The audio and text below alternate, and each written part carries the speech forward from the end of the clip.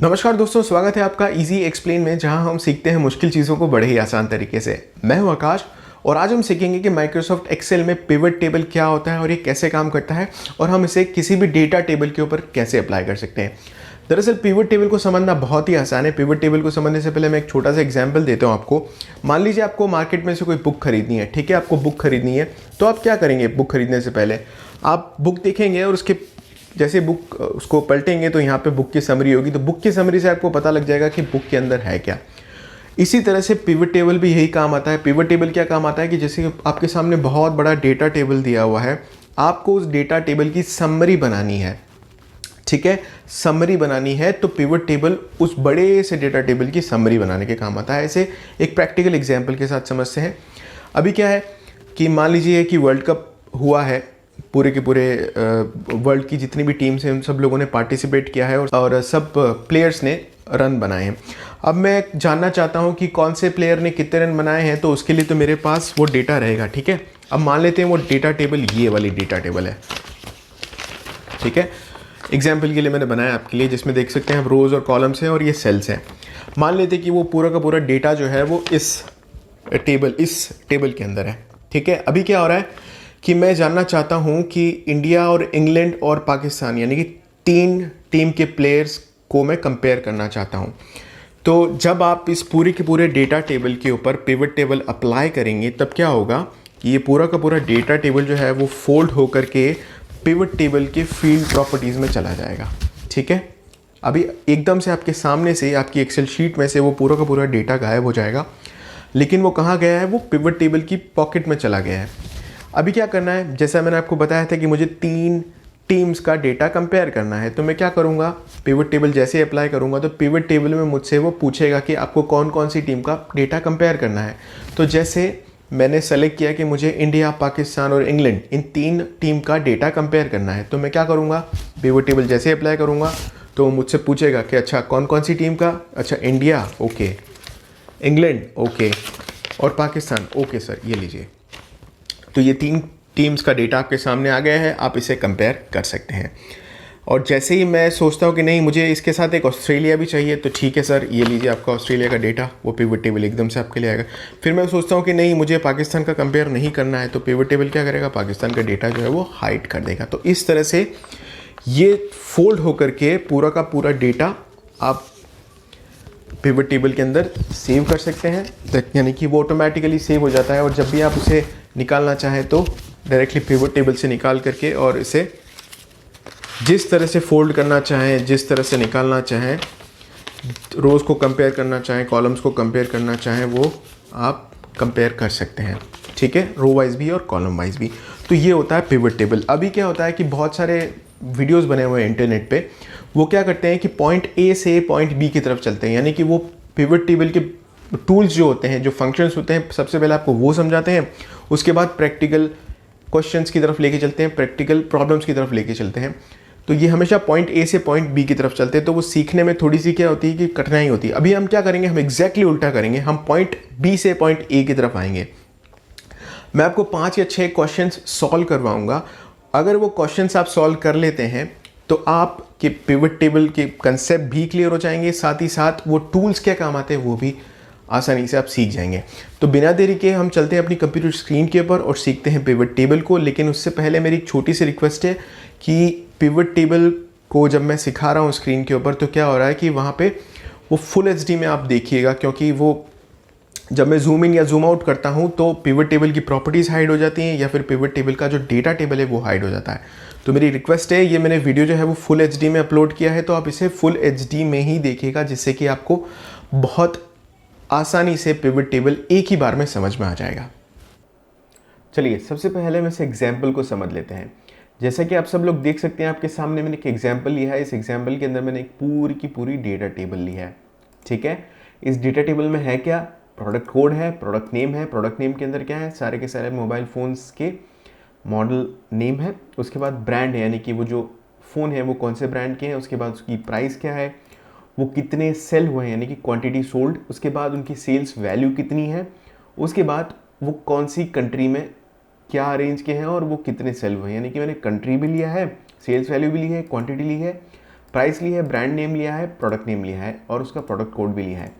तो ये है हमारा बेसिक एग्जाम्पल। बहुत ही आसान है, आपको हेडर पढ़ने से ही समझ में आ जाएगा कि इस पूरे के पूरे टेबल में है क्या और हम क्या फाइंड आउट करना चाहते हैं। अब हम देखते हैं कि हम पिवट टेबल को अप्लाई कैसे करते हैं। तो पिवट टेबल को अप्लाई करना बहुत ही आसान है। आपको क्लिक करना है इंसर्ट पे, ठीक है। आप जैसे इंसर्ट पे क्लिक करेंगे तो यहाँ पर आपको दो ऑप्शन नजर आएंगे, पहला होगा पिवट टेबल और दूसरा होगा रिकमेंडेड पिवट टेबल। तो पहले हम रिकमेंडेड पिवट टेबल देख लेते हैं। रिकमेंडेड पिवट टेबल क्या होता है कि ये अपने कंप्यूटर जो है वो खुद की इंटेलिजेंस के अकॉर्डिंग खुद ही डेटा को समराइज कर देता है। कितनी बार ऐसा होता है कि आपको बहुत जल्दी में कोई डेटा क्रिएट करना होता है और आपके पास कुछ ड्रैग एंड ड्रॉप करने के लिए कुछ होता नहीं है, आपको पता नहीं होता है कि आपको एग्जैक्टली बनाना क्या है, तो आप रिकमेंडेड पिवट टेबल पर क्लिक करते हैं तो यहाँ पे आपको थोड़ा बहुत सेंसिबल डेटा मिल जाता है, ठीक है। जैसे कि आप सब लोग देख सकते हैं, जो फर्स्ट वाला ऑप्शन है वो ये है कि चाइना में इतने रुपए की सेल हुई है, इंडिया में इतने रुपए की सेल हुई है, रशिया में इतने रुपए की सेल हुई है, यूनाइटेड स्टेट्स में इतने रुपए की सेल हुई है, और यहाँ पे उसने आपको पूरा का पूरा टोटल ला करके दे दिया। इसी तरह से यहाँ पे जैसे कि आप सब लोग देख सकते हैं कि एप्पल की टोटल सेल इतनी है, ओप्पो की टोटल सेल इतनी है, रियलमी की इतनी है, रेडमी की इतनी है। तो ये जो है फर्स्ट वाला थोड़ा सेंसिबल है, थर्ड वाला भी थोड़ा सेंसिबल है, लेकिन सेकेंड वाला सेंसिबल नहीं है। तो अगर आपको इस तरह से इंस्टेंट को डेटा चाहिए हो कि हाँ मुझे बहुत बेसिक ही करेक्शन करना है, और अगर ये यहाँ पर आपको कोई सेंसिबल डेटा अगर दिखता है, नज़र आता है, तो आप यहाँ से उसको इंसर्ट कर सकते हैं, ठीक है। लेकिन हम क्या करेंगे, हम इसे पूरा का पूरा स्टार्टिंग से इंसर्ट करेंगे। तो इंसर्ट करने के लिए हमें क्या करना होगा, हमें क्लिक करना है पिवट टेबल के ऊपर। अब पिवट टेबल के ऊपर यहाँ पे वो दो तीन चीज़ें पूछता है, तो हर एक को समझ लेते हैं। तो पहले वो पूछता है सेलेक्ट रेंज, यानी कि आपको पूरे के पूरे इस शीट के अंदर से कौन सी रेंज का, यानी कि कौन से टेबल का पिवट टेबल इंसर्ट करना है। तो जैसे कि आप देख सकते हैं कि ऑटोमेटिकली पूरा का पूरा जो डेटा रेंज है, जहाँ भी अपना टेबल स्टार्ट हो रहा है और जहाँ खत्म हो रहा है, तो पूरा का पूरा उसने कवर कर लिया है ऑटोमेटिकली, ठीक है। उसके बाद use an external source of data, तो यहाँ से आप एक्सटर्नल डेटा से भी आप पिवट टेबल उठा सकते हैं। उसके बाद ये पूछता है कि आपको पिवट टेबल कहाँ इंसर्ट करनी है, ठीक है। अगर आपको नई वर्कशीट में इंसर्ट करनी है तो आप नई वर्कशीट में इंसर्ट कर सकते हैं, यानी कि यहाँ पे जो शीट 2 लिखा रहा है, यहाँ पर वो नई पिवट टेबल यानी कि पूरा का पूरा पिवट आपका इंसर्ट कर देगा। और एग्जिस्टिंग वर्कशीट में यानी कि इसी के अंदर अगर आपको इंसर्ट करना है तो आप इसको सेलेक्ट करके और यहाँ पे आप रेंज दे सकते हैं। तो हम क्या करते हैं, यहाँ पर क्लिक करते हैं पिवट टेबल पे, उसके बाद न्यू वर्कशीट पे क्लिक करते हैं, और जैसे हम ओके करेंगे तो जैसे कि आप सब लोग देख सकते हैं, इसी पूरी की पूरी वर्कबुक के अंदर एक नई शीट के अंदर पिवट टेबल का डेटा क्रिएट हो गया है, ठीक है। मैं इसको ड्रैग करके यहाँ ले आता हूँ ताकि आपको देखने में आसानी रहेगी, ठीक है। अब जैसे कि आप सब लोग देख सकते हैं, ये पूरा का पूरा पिवट टेबल हमारा यहाँ पे इंसर्ट हो चुका है। तो जैसे मैंने आपको बताया था कि वो जो पूरा का पूरा जो डेटा है, वो पूरा का पूरे टेबल जो है वो फोल्ड होकर के इस बॉक्स के अंदर आ गए हैं, ठीक है। जैसे मैंने आपको बताया था ना पेपर में कि वो पेपर जो है वो पूरा का पूरा फोल्ड हो जाता है, उसी तरह से ये पूरा का पूरा डेटा टेबल जो है वो फोल्ड होकर के यहाँ पे आ गया है। अब इसके अंदर प्रॉपर्टीज़ देख लेते हैं। ये जो है वो पिवट टेबल का डायलॉग बॉक्स है, और यहाँ पे आप पिवट टेबल फील्ड्स आप उसको बोल सकते हैं। यहाँ पे लिखा है पिवट टेबल फील्ड्स। अब पिवट टेबल फील्ड्स में क्या क्या आते हैं, जो भी हमारे टेबल के हेडर्स थे, ठीक है। हेडर्स क्या थे हमारे, product code, product name, brand, price, quantity sold, sales value and country. तो पिवट टेबल के अंदर वो सारे के सारे हेडर्स यहाँ पर आ जाते हैं। उसके बाद दूसरे जो चार चीज़ें जो सबसे ज़्यादा इंपॉर्टेंट है वो यहाँ पर आती है फिल्टर्स। ये नॉर्मल फिल्टर की तरह काम करता है। उसके बाद ये जो है कॉलम्स, जब आपको डेटा कॉलम वाइज लेना हो तभी आप किसी भी चीज़ को यहाँ पे इंसर्ट करेंगे, कॉलम वाइज आएगा। जब आपको रो वाइज लेना हो तो आप यहाँ पे रोज़ पे डेटा को उठा करके लाएंगे, और यहाँ पे सम ऑफ वैल्यूज़, यहाँ पे फॉर्मूलाज अप्लाई होते हैं, ठीक है। हम इसको वन बाय वन करके कवर करेंगे। अभी तक समझ में नहीं आ रहा तो कोई प्रॉब्लम नहीं है, सिर्फ ये समझ लो कि ये पूरा का पूरा जो हमारा डेटा टेबल था वो फोल्ड होकर के यहाँ पर आ गया है।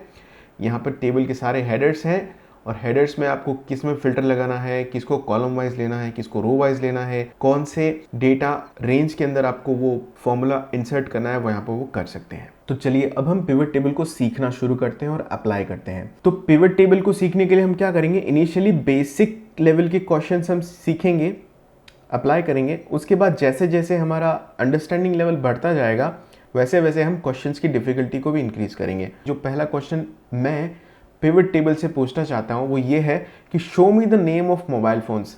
मैं ये जानना चाहता हूँ कि आप एक लिस्ट में मुझे मोबाइल फ़ोन्स के नेम ला करके दीजिए। तो जैसे कि आप सब लोग देख सकते हैं इस पूरी की पूरी टेबल के अंदर मोबाइल फ़ोन के नेम्स दिए हुए हैं, ठीक है। लेकिन प्रॉब्लम क्या है कि यहाँ पे बहुत सारे मोबाइल फ़ोन्स के नेम जो है रिपीट हो रहे हैं। तो मैं जानना चाहता हूँ कि यूनिक लिस्ट बने, उसके अंदर जितने भी तरह के मोबाइल फ़ोन के नेम हैं वो पूरी की पूरी एक लिस्ट में आ जाए।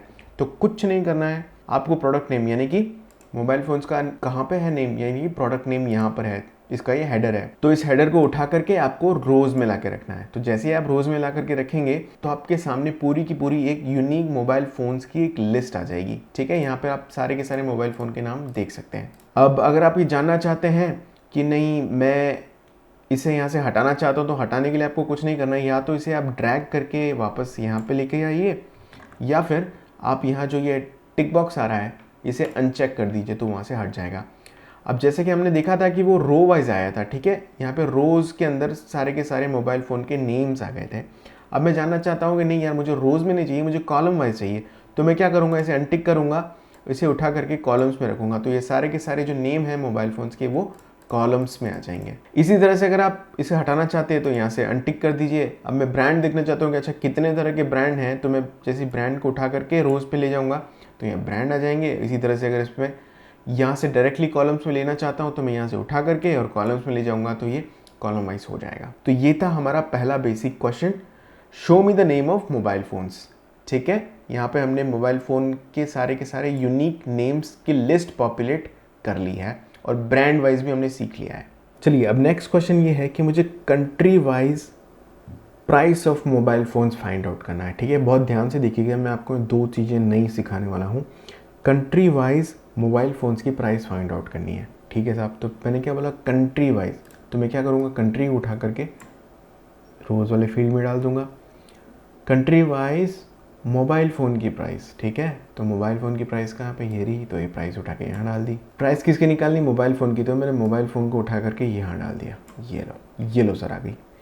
लेकिन आप ये देखेंगे ये सर ये तो बहुत अजीब सा दिख रहा है, ये क्या है, ये समझ में नहीं आ रहा है, एकदम से खिचपिच हो रहा है पूरा का पूरा। ये expand collapse plus minus button आ रहे हैं, कोई घबराने की ज़रूरत नहीं है। सबसे पहले देख लो आपको डेटा सही आ रहा है।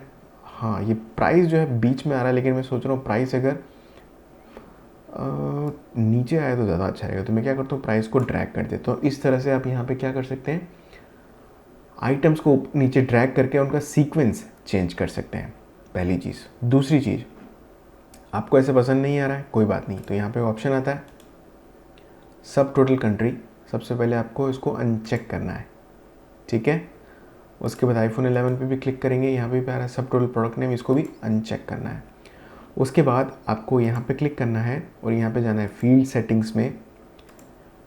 यहाँ पे आ रहा है शो आइटम इन टेबुलर फॉर्म, इस पर ओके करना है, ठीक है। हाँ अब थोड़ा थोड़ा सही लगा है सर, हाँ अब ये थोड़ा सही लग रहा है। अब क्या करना है, प्रोडक्ट नेम में भी जाना है, फील्ड सेटिंग में show items in tabular form, okay करेंगे। तो इस तरह से आप क्या कर सकते हैं, कंट्री वाइज मोबाइल की प्राइस फाइंड आउट कर सकते हैं। क्या चीज़ सीखी हमने यहाँ पे, एक तो हमने फील्ड सेटिंग में जा करके उसका डेटा चेंज करना, यानी कि लेबल फॉर्म में आ रहा था तो हमें उसको किस में कन्वर्ट कर दिया, टेबुलर फॉर्म में, ठीक है। और दूसरी चीज़ क्या थी, हमने यहाँ पे सब टोटल को कैसे हटाते हैं, तो राइट क्लिक करके सब टोटल अगर एंटर करना है तो यहाँ पे क्लिक कर देंगे, सब टोटल हटाना है तो इसको यहाँ से अनचेक कर देंगे तो सब टोटल हट जाएगा। अब मैं जानना चाहता हूँ maximum price of any phone in a country, किसी भी कंट्री में इन फोन की सबसे मैक्सिमम प्राइस कितनी है, यानी कि हाईएस्ट कितना महंगा बिक रहा है। तो उसके लिए मुझे क्या करना पड़ेगा, सबसे पहले मैं इन आइटम्स को यहाँ से हटाता हूँ।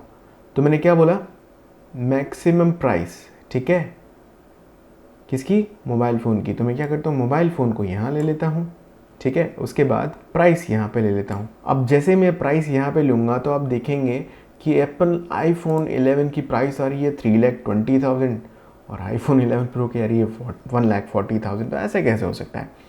अभी एक्चुअली क्या है कि हमने जैसे देखा था ना कि सब टोटल यहाँ से हटाया था, तो अभी इसने क्या किया है कि ऑटोमेटिकली आईफोन 11 जितने भी हैं, ठीक है, इस पूरी की पूरी टेबल में आईफोन 11 जितने भी हैं उन सब का सम कर दिया है, ठीक है। लेकिन हमें सम तो चाहिए ही नहीं, हमें क्या चाहिए, मैक्सिमम कितने रुपए का बिक रहा है। तो हम क्या करेंगे, यहाँ पे आएंगे और यहाँ पे जैसा आप देख सकते हैं यहाँ पे सम फॉर्मूला लग रहा है, ठीक है। ये सम फॉर्मूला लग रहा है, सम ऑफ प्राइस।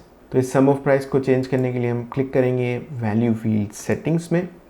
उसके बाद हमें क्या चाहिए, मैक्सिमम प्राइस चाहिए। अगर मिनिमम चाहिए तो आप मिनिमम सेलेक्ट करेंगे कि भाई सबसे सस्ता फ़ोन कहाँ से उठा सकते हैं अपन, तो वो मिनिमम सेलेक्ट करेंगे। लेकिन सबसे महंगा कहाँ से उठा सकते हैं, तो मैक्स करेंगे, उसके बाद ओके कर देंगे।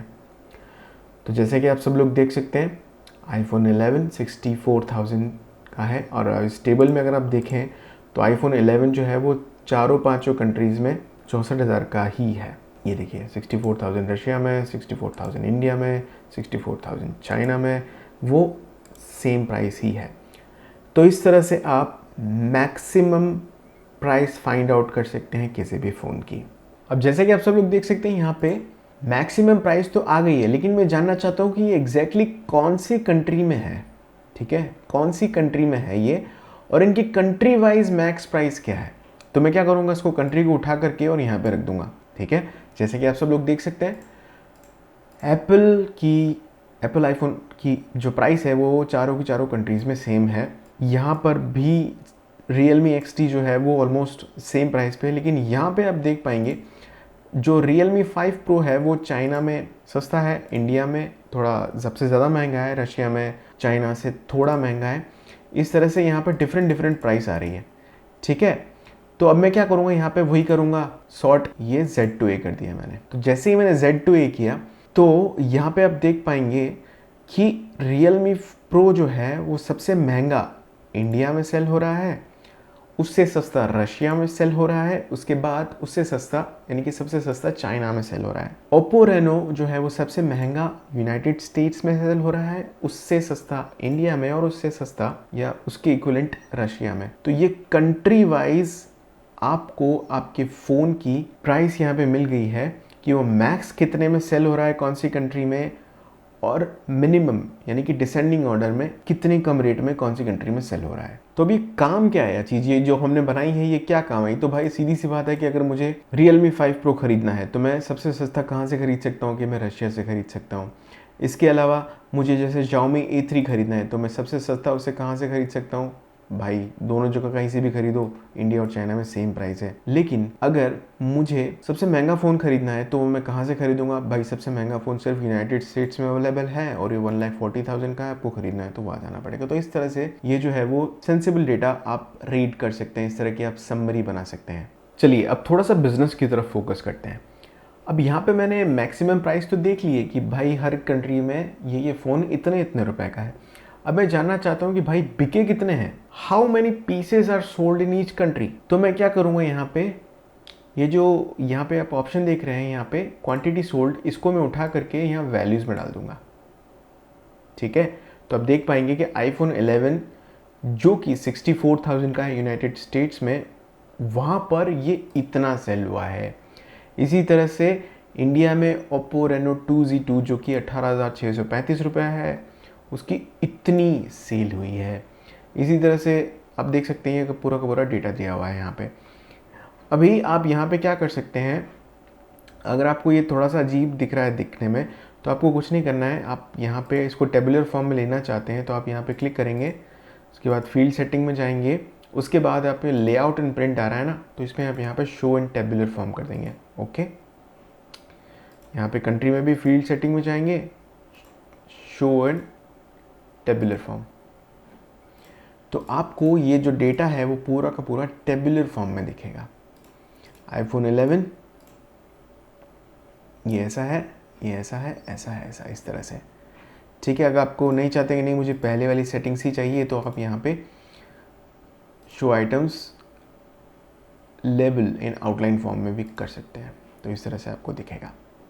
तो अब यहाँ पे आप चाहें तो आपकी प्रेफरेंस के अकॉर्डिंग विजिबिलिटी जहाँ आपको सही लगती है आप यहाँ से उसकी सेटिंग्स चेंज कर सकते हैं। अब हम देखते हैं ये फ़िल्टर क्या काम आता है। ठीक है, फ़िल्टर क्या होता है, फ़िल्टर जो आपका नॉर्मल डेटा के अंदर जो फ़िल्टर आता है, ये ऑटोमेटिक फ़िल्टर यहाँ पे ये जो फनल बनी हुई है इसी तरह से काम करता है, कोई ज़्यादा डिफरेंस नहीं है। आपको क्या करना है, मैं एग्जांपल के साथ ही समझा देता हूँ, आपको एक बार में समझ में आ जाएगा। तो मैं क्या करता हूँ, यहाँ पे जैसे मैं मान लेता हूँ कि मैं कंट्री ले लेता हूँ यहाँ पे फ़िल्टर में, कि मैं कंट्री वाइज डेटा फ़िल्टर करना चाहता हूँ। ठीक है, यहाँ पे जैसे मैं कंट्री लूँगा तो यहाँ से मैं कोई भी कंट्री सेलेक्ट कर सकता हूँ। अगर एक से ज़्यादा मुझे कंट्री सेलेक्ट करनी है तो मैं क्या करूँगा, यहाँ पे इस चेक बॉक्स पे क्लिक कर दूंगा, सेलेक्ट मल्टीपल आइटम्स। ठीक है, हाल फिलहाल मैं ऐसा नहीं कर रहा हूँ।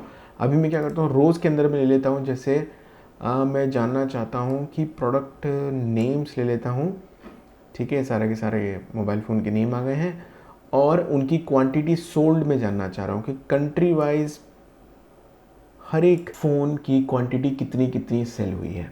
तो अब ये तो पूरा का पूरा ऑल दिखा रहा है, यहाँ पे ऑल सेलेक्टेड है, यानी कि अब मैं जानना चाह रहा हूँ जैसे चाइना में कितना सेल हुआ है। ठीक है, तो चाइना में जैसे सेलेक्ट करता हूँ तो चाइना की जो जितने भी डिफरेंट मोबाइल फ़ोन जो हैं उनकी क्वांटिटी सोल्ड यहाँ पे आ जाती है। इसी तरह से मैं मल्टीपल आइटम सेलेक्ट करना चाह रहा हूँ तो मैं चाइना एंड इंडिया के अंदर कितनी क्वांटिटी सेल हुई है तो यहाँ पे वो मल्टीपल आइटम्स को इंक्लूड करके यहाँ पे दोनों कंट्रीज़ की सेल बता देगा। ठीक है, इसी तरह से अगर मैं यहाँ पे रशिया जैसे मान लीजिए सिर्फ यूनाइटेड स्टेट्स लेना चाहता हूँ तो यहाँ पे ओके करता हूँ। तो यूनाइटेड स्टेट्स में ये सारी की सारी फ़ोन की कितनी क्वांटिटी सेल हुई है वो यहाँ पे बता देगा। अब यहाँ पर आप ब्रांड भी ले सकते हैं। ठीक है, ब्रांड भी ले सकते हैं, फ़िल्टर के अंदर आप मल्टीपल कैटेगरी भी ले सकते हैं। अब जैसे मैं यूनाइटेड स्टेट्स ले रहा हूँ, ठीक है, अब यूनाइटेड स्टेट्स में मैं सिर्फ देखना चाहता हूँ कि एप्पल जो ब्रांड है उसकी कितनी क्वांटिटी सेल हुई है। ठीक है, तो सिर्फ यूनाइटेड स्टेट्स के अंदर एप्पल की कितनी क्वांटिटी सेल हुई तो मैं जैसे ओके करूँगा तो एप्पल के 2 फ़ोन आते हैं सर, 11 और 11 प्रो, और यूनाइटेड स्टेट्स के अंदर एप्पल ब्रांड के जो कि 2 फ़ोन आते हैं उनकी इतनी इतनी क्वांटिटी सेल हुई है। अगर आप इसे ऊपर नीचे करना चाहें तो कर सकते हैं। ये जैसे ये देखिए यहाँ पे चेंजेस हो जाएंगे और ये ओके। अब नेक्स्ट देखते हैं हम इंडिया में एप्पल का फ़ोन कितना बिका है। तो मैं यहाँ से अनचेक करता हूँ यूनाइटेड स्टेट्स को, इंडिया को चेक करता हूँ और ओके करता हूँ। तो भैया इंडिया में सिर्फ एक ही आईफोन अवेलेबल है, वो है आईफोन 11। आईफोन 11 प्रो अवेलेबल नहीं है और उसकी इतनी क्वांटिटी सेल हुई है। तो इस तरह से आपका ये फ़िल्टर काम करता है। चलिए अब एक स्टेप और अब आगे चलते हैं। अब यार ये नंबर्स में तो बहुत खेल लिए, नंबर्स में पढ़ना थोड़ा सा मुश्किल हो जाता है, कंपेयर करना थोड़ा सा हार्ड हो रहा है। तो अब क्या करते हैं, हम ऐसा करते हैं, इसको परसेंटेज में फाइंड आउट करते हैं।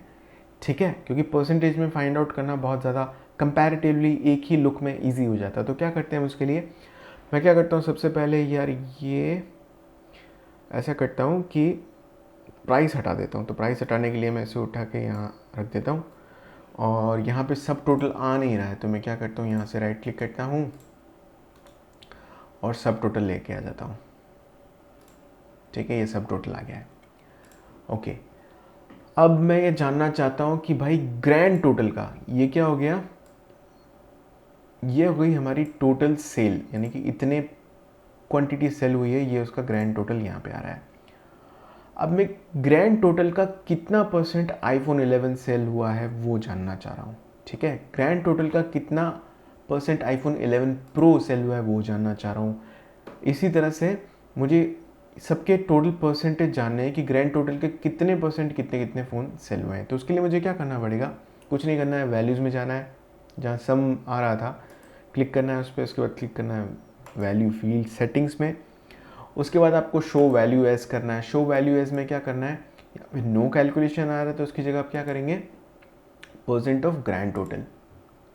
ठीक है, अब यहाँ पे बहुत सारी सेटिंग्स है, आपको खुद को प्ले करेंगे जब इन सेटिंग्स के साथ में, तब आपको बहुत ज़्यादा मज़ा आएगा। तो जैसे फॉर एग्जांपल मैं परसेंट ऑफ ग्रैंड टोटल करता हूँ यहाँ पे और मैं जैसे ओके करता हूँ तो आप देख पाएंगे कि ग्रैंड टोटल का 23% तो आईफोन 11 ही सेल हो गया है।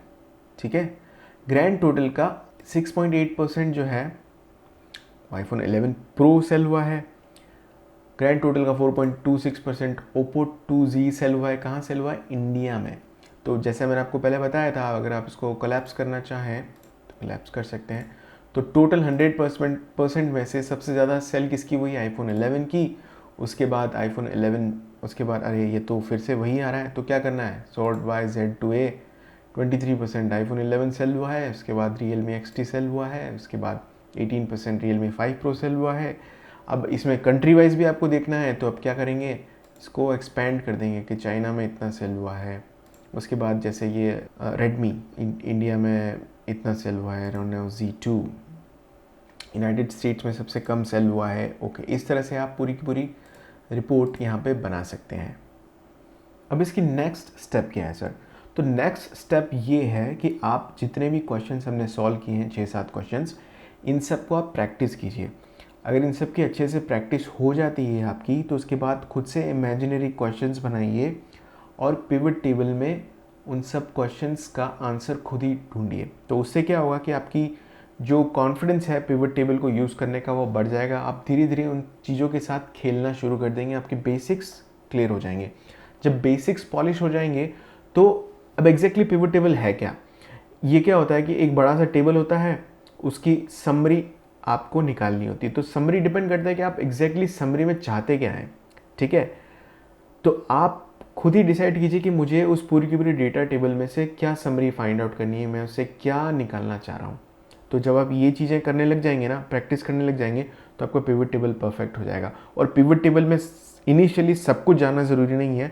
आप ये जो बेसिक्स बताए हैं ना, इन सब को क्लियर कर लो, उसके बाद धीरे धीरे अपन इसके ऑप्शंस और भी कवर करते रहेंगे, क्योंकि इसमें बहुत सारी चीज़ें मैंने छोड़ दी हैं। अब इसमें हर एक को जानना ज़रूरी नहीं है। अब जैसे मैंने आपको बताया था फील्ड सेटिंग्स के अंदर ये क्या है, ये लेआउट एंड प्रिंट, ये डेटा फॉर्म में चाहिए तो आप ले सकते हो। लेकिन इसी तरह से अगर आप यहाँ पे ये वैल्यू फील्ड सेटिंग्स में अगर सम की जाते तो यहाँ पे अलग अलग फॉर्मूला है। तो आप खुद ही जानते हो, ये तो बेसिक फॉर्मूला है कि काउंट लेना चाह रहे हैं कि एवरेज लेना चाह रहे हैं कि मैक्स लेना चाह रहे हैं।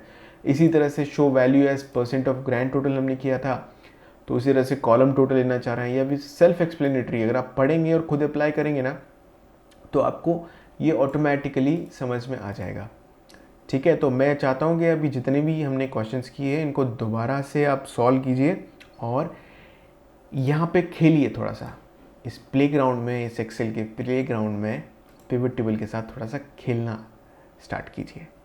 तो मुझे उम्मीद है आप लोगों को पिवट टेबल समझ में आ गया होगा। अगर समझ में आ गया तो लाइक ज़रूर कीजिएगा और सब्सक्राइब कीजिएगा इस चैनल को और भी बेहतरीन वीडियोज़ के लिए। धन्यवाद।